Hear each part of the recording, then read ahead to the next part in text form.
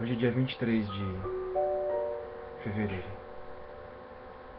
Daqui 13 dias, nós estaremos voltando pro Brasil. Eu digo nós porque só vou eu. Era um sonho nosso estar aqui. Mas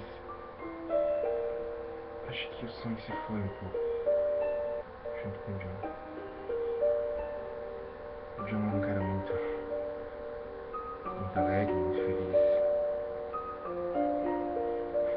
Bem poucas vezes, mas tudo bem.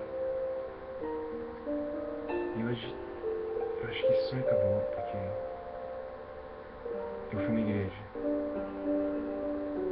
E quando eu voltei, eu vi o John deitado aqui nessa cama. E tinha um bilhete do